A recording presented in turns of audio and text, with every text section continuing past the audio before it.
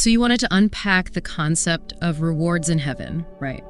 And we're using John Bevere's YouTube video, Rewards in Heaven Aren't All the Same, to kind of frame our discussion. Okay.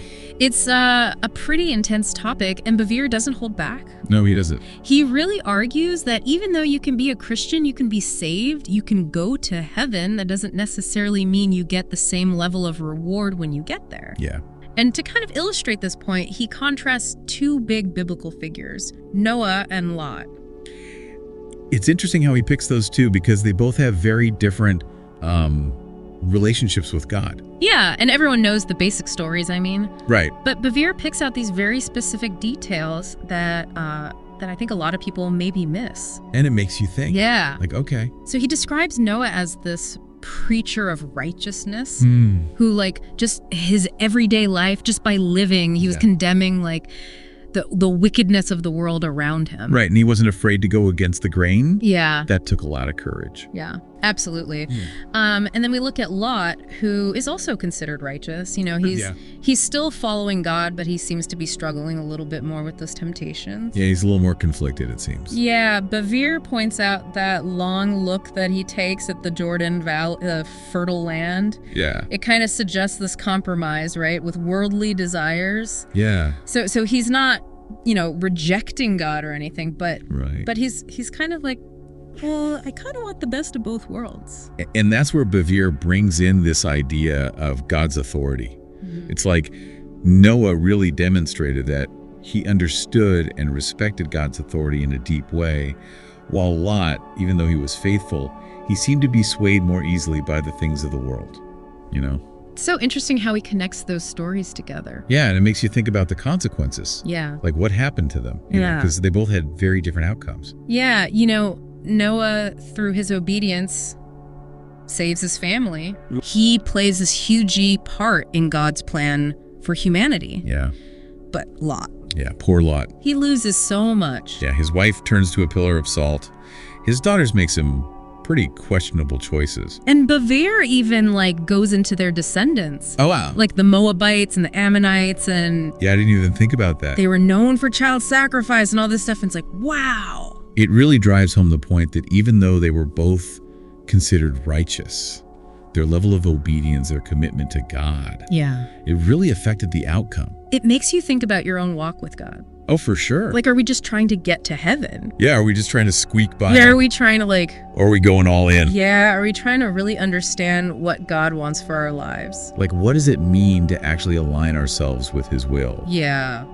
Knowing that our actions have those eternal consequences. And then he introduces this analogy, which I think is so helpful for people. Love this analogy. It's about how we build our lives Right. on the foundation of Jesus Christ. And he talks about using gold, silver, precious stones representing these eternal works. Yeah. Actions that come from a place of love for God and others. Yeah. You're building something that will last. And then he contrasts it with the wood, hay, and stubble, which are those works that are done for the wrong reasons. Right. For yourself. Personal gain or recognition, those carnal works. And those are the things that are just going to be burned up on Judgment Day. It makes you really stop and think about your motivations. Like, Yeah. why are you doing what you're doing? What are we building with? Yeah. Are we building a legacy that really matters in the grand scheme of things, or are we just chasing those, you know, fleeting pleasures and achievements? I love that he brings in a personal example here too, where he talks about throwing away all of his tennis trophies.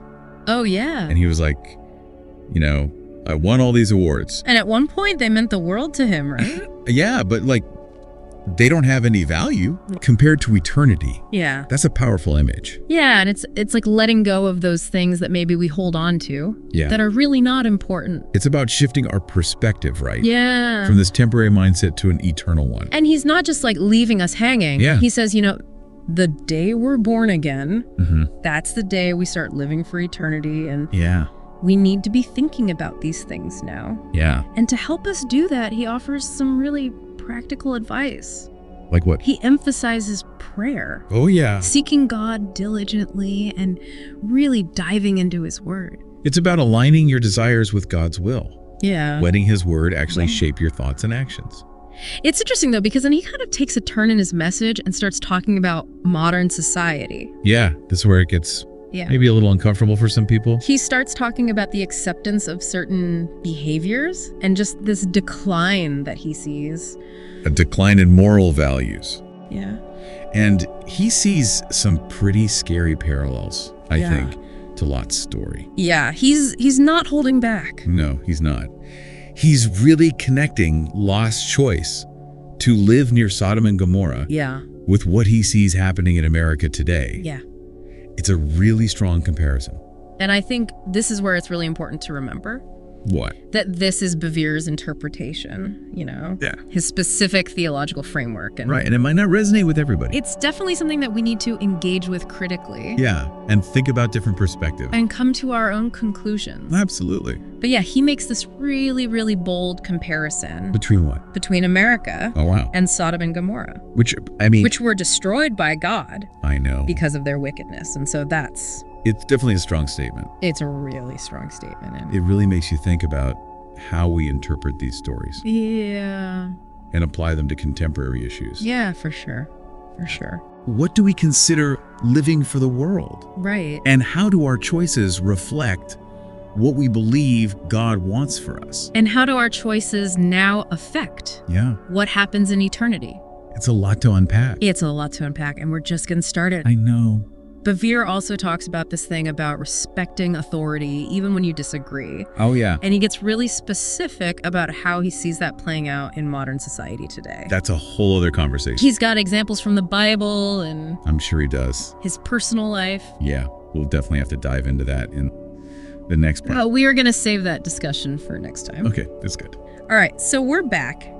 And Bevere's got more to say about this whole respecting authority thing. This is a big one for him. It is, and it's kind of interesting because he ties it back to the Noah and Lot thing, you know. Oh, yeah. He's saying, like, truly understanding God's authority should make us respect earthly authority, too. Even when you disagree with them. Yeah, and this is where I think it gets a little tricky for people, but That's a tough one for sure. he really believes all authority comes from God. So even if we don't like who's in charge, You still got to show respect. yeah, he uses this really cool example from the life of Smith Wigglesworth. Okay, yeah, I've heard of him. He was a big Christian leader, and apparently his wife Polly was super devout, like completely dedicated to God. Yeah. But Smith at the time was like totally against her faith. Oh. He was hostile towards it. So they didn't see eye to eye at all. No, but here's the thing. Even though they disagreed, like on this fundamental level, Yeah. Polly still showed Smith respect. Wow. And Bevere uses this story to show how powerful respect can be even when you don't agree. Yeah, you don't have to compromise your beliefs, Right. but you can still treat people with respect. Exactly. And, you know, Bevere even suggests that Polly's respect for Smith actually played a role in him becoming a Christian. Oh, wow. And like a really famous preacher, too. That's amazing. Yeah, so it's like, It's powerful stuff. it's powerful stuff. And then he brings up that story from the Bible about Shadrach, Meshach, and Abednego. Oh, yeah. The fiery furnace guys. Yeah, refusing to bow down to the king's statue. They're straight up defying the king's command, Right. but they're doing it in a way that still acknowledges his authority. It's like they're saying, we respect you as our king, Yeah. but our ultimate allegiance is to God. And I think that's the key. Yeah, it's like finding that balance. Yeah, it's not about blind obedience. Right. Or agreeing with every single thing. That's exactly it. But it's that respectful attitude, that understanding that. That ultimately God's the one who put them in that position. Yeah, and he even shares this personal story about learning to pray for President Clinton. Oh, wow. Who he like strongly disagreed with. Yeah, politically. Yeah, politically and like everything. But he still prayed for him. Yeah, and it like challenged him I bet. to really think about respect and obedience. And that's a good reminder for all of us that Yeah. respect doesn't necessarily mean agreement. Right, we can disagree with somebody's actions or their beliefs, Yeah. but still respect the position that they hold. Yeah. And Bevere argues that this ultimately reflects our respect for God. It's a tough one to swallow, though. It is, especially, you know, like in our culture where we're told to, Question everything. yeah, question authority. Yeah.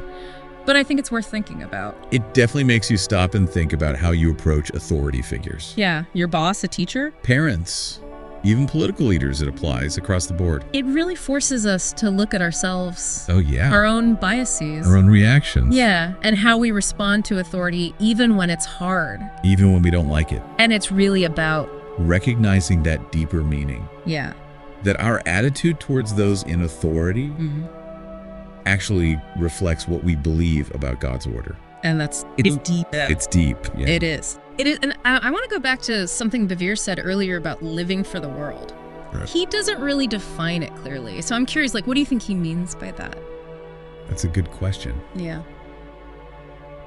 I think for him, living for the world means you're putting worldly things first. Okay. Like pleasures and achievements, recognition. Yeah. Instead of seeking God's will. Okay. And living by his principles. So it's not like you can't enjoy those things. No, not at all. It's about your heart. It's about where your focus is. Yeah. Is it on pleasing God? Or are you just chasing temporary stuff? That makes sense. It's really aligning your priorities with an eternal perspective. Exactly. Yeah. Because all that other stuff, it's going to fade away. Yeah. But what you do for God, that's going to last. That's building with those eternal materials. Exactly. Yeah, the gold, silver, and precious stones. You got it. It's about building a life then. A life that matters. Yeah. In the grand scheme of things. Yeah. And that brings us back to those rewards in heaven. Full circle. Yeah. It's a fascinating concept. But you know, it's important to remember there are other viewpoints out there. Oh, yeah. Some people really emphasize God's grace. Yeah, and they kind of downplay how our actions affect those rewards. It's interesting to consider all those different perspectives. It is. It really is. Yeah. And how they change the way we think about salvation and the afterlife. Yeah.